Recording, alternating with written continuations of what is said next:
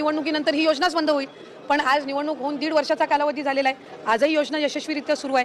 आज अर्थसंकल्पामध्ये त्यांनी उल्लेख केला की पुढेही ही योजना अशाच पद्धतीने आम्ही सुरू ठेवणार. त्याच्यामुळे शंका कुशंका हे घेण्याचं काम विरोधकांनी आधी सुद्धा केलं. ज्या वेळेला ही योजना आदरणीय दादांनी 28 जून 2024 रोजी आणली, त्यावेळेला कोर्टात जाण्याचं काम सुद्धा काहींच्या माध्यमातून झालं. हा लाभ कधी आपल्याला मिळणारच नाही असाही अपप्रचार झाला.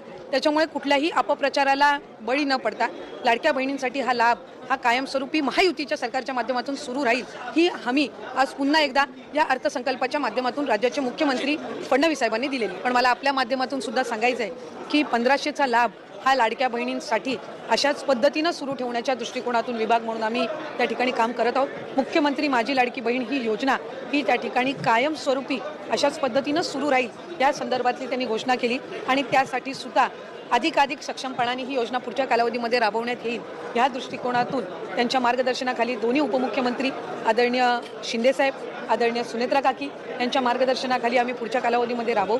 याआधी सुद्धा अनेकदा या संदर्भातला उल्लेख झालेला आहे की 2100च्या बाबतचा जो योग्य वेळी निर्णय आहे तो हे महायुतीचं सरकार घेईल. मुख्यमंत्री माझी लाडकी बहीण ही योजना महिलांना सक्षम करण्याच्या दृष्टिकोनातूनच पहिल्यांदा आणण्यात आली आणि आज साधारणपणे ज्या पद्धतीनं हा लाभ सुरू आहे, अनेक अशा महिला आहेत ज्यांनी त्या 1500च्या लाभातून ज्या आपल्या घरखर्च भागवतात, अनेक त्यांचे आरोग्य उपचार असतील ते सुद्धा करतात.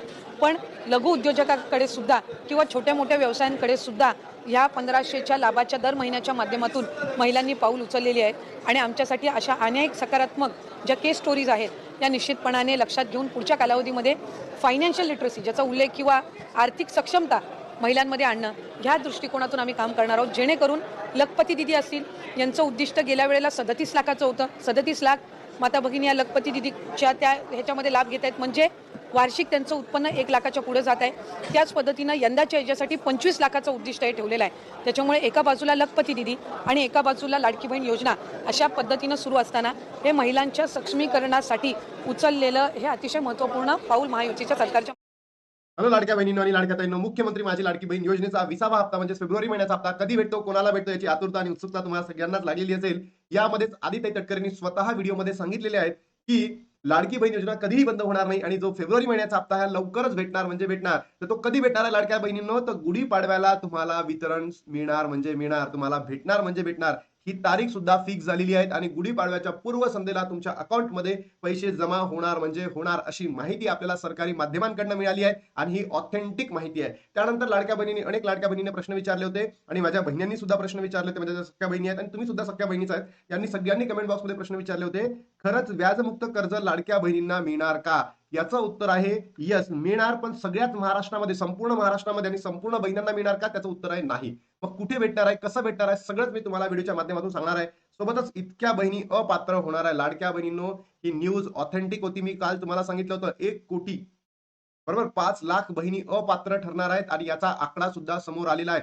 नक्की या ठिकाणी तुम्ही जा आणि त्या तुमच्या लाडकी बहीण .महाराष्ट्र.gov. त्या संकेतस्थळाला बघा की तुमचं नाव त्या ठिकाणी आहे की नाही. बघा, लाडकी बहीण योजना मोठा झटका, एका झटक्यात लाखो बहिणी अपात्र. मुख्यमंत्री लाडकी बहीण योजनेमध्ये 1500 रुपये मिळतात.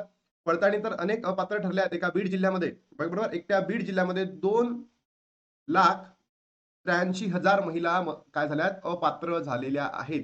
2,83,000 म्हणजे विचार करा लाडक्या बहिणींनो, एका जिल्ह्यामधून इतका जर नंबर समोर येत असेल तर महाराष्ट्रामध्ये 36 जिल्हे आहेत. 36 जिल्हे, 36 इंटू तुम्ही ऑलमोस्ट 2.83 जर लाख केलं तर जो अप्रॉक्सिमेट 1 कोटीच्या वरती हा नंबर जातो. 1 कोटी 10 लाखाच्या जवळपास.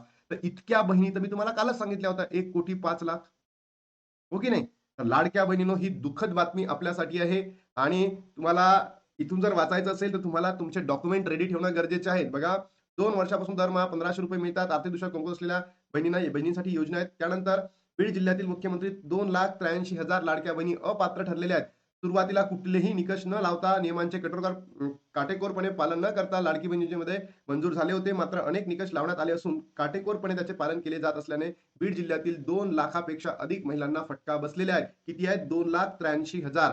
तर आता जर लाडक्या बहिणींना तुम्हाला यामधून वाचायचं असेल तर तुम्ही तुमचे डॉक्युमेंट रेडी ठेवणं गरजेचं आहे. तुमचं जे आधार आणि बँक अकाउंट लिंक असणं गरजेचं आहे, बरोबर. त्यानंतर लाडक्या बहिणींनो, तुमच्या घरामध्ये 2 पेक्षा जास्त महिला नको की त्या लाभ घेत आहेत. कारण जर तुम्ही असं असाल तर तुम्हाला हा लाभ भेटणं बंद होणार आहे. म्हणून लक्षात ठेवा की तुमचा आधार सीडिंग प्रॉपरली आहे. तुम्ही कंटिन्युअस बँक अकाउंट चेंज करू नका, अन्यथा तुमचा इथून पुढचा लाभ सुद्धा बंद होऊ शकतो. नंतर लाडक्या बहिणीची संख्या बीड जिल्ह्यामध्ये 6,36,000 होती, मात्र आता ती संख्या घटली आणि 3,53,000 आलेली आहे. म्हणजे तुम्ही विचार करा, इतक्या बहिणी अपात्र ठरत आहे, इतक्या बहिणी अपात्र ठरत आहे. हे चुकीचं आहे, नाही करायला पाहिजे सरकारने. मग पहिलेच सरकारने जेव्हा योजना आणली ना, त्यावेळेसच योग्य पद्धतीने ती राबवायला पाहिजे होती. पण आता हे असं करतायत ना, त्यामुळे लाडक्या बहिणींचा विश्वास सरकारवर आलेला नाही. मग खरंच व्याजमुक्त कर्ज लाडक्या बहिणींना मिळणार का? तर याचं उत्तर आहे येस. पण महाराष्ट्रामध्ये, संपूर्ण महाराष्ट्रामध्ये मिळणार का? तर याचं उत्तर आहे नाही. सगळ्याच बहिणींना भेटणार का? याचंही उत्तर आहे नाही. मग हे कुठे भेटणार आहे? तर व्याजमुक्त कर्ज लाडक्या बहिणींना हे फक्त आणि फक्त कुठे मिळणार आहे? मुंबई रिजनसाठी. मुंबई रिजनसाठी म्हणण्यापेक्षा ज्या ठिकाणी मुंबई सहकारी बँक उपलब्ध आहे, त्या ठिकाणी भेटणार आहे. म्हणजे जे महाराष्ट्राची जी एक छोटीशी बँक आहे, मुंबई सहकारी बँक, ही बँक ज्या ठिकाणी असतील, त्या ठिकाणीच हे कर्ज वाटप दिलं जाणार आहे. आणि आतापर्यंत 6,500 बहिणींना पैसे नाही, बहिणींना या योजनेअंतर्गत व्याजमुक्त कर्ज भेटलेले आहेत. म्हणून मी तुम्हाला सांगतोय की ही जी स्कीम आहे फक्त मुंबई प्रांतासाठी आहे.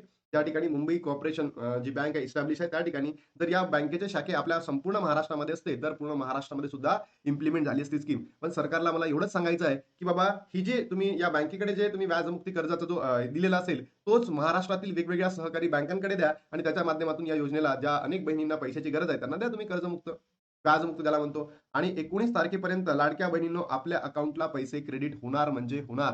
मी तुम्हाला 2000% सांगतोय की गुढीपाडव्याच्या पूर्वसंध्येला तुमच्या अकाउंटला पैसे जमा होणार म्हणजे होणार.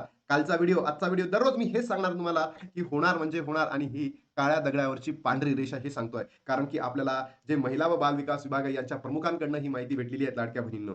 मग ज्या बहिणींना पैसे भेटलेले नाही आहेत त्यांना भेटणार आहेत का? तर लाडक्या बहिणींनो आता अपात्र ठरणार आहात, तर पैसे जे पेंडिंग लाभ आहेत तो भेटणार नाही म्हणजे नाही. मग असंच वृत्तवाहिन्यांमध्ये एक न्यूज चालू होती की लाडक्या बहिणींना 3,000 रुपये मिळणार, फेब्रुवारी मार्चचा हप्ता एकत्र मिळणार. तर नाही म्हणजे नाही लाडक्या बहिणींनो, भेटणार नाही म्हणजे नाही. 2 हप्ते तुम्हाला एकत्र दिले जाणार नाही म्हणजे नाही. कोणीही सांगत असेल, कोणता युट्यूबर म्हणेल आनंदाची बातमी आहे, खुश खबर आहे, तर नाही. लाडक्या बहिणीनं तुम्हाला फक्त आणि फक्त 1,500 रुपये भेटणार आहे, तो म्हणजे फेब्रुवारी महिन्याचा. आणि तो कधी भेटणार आहे?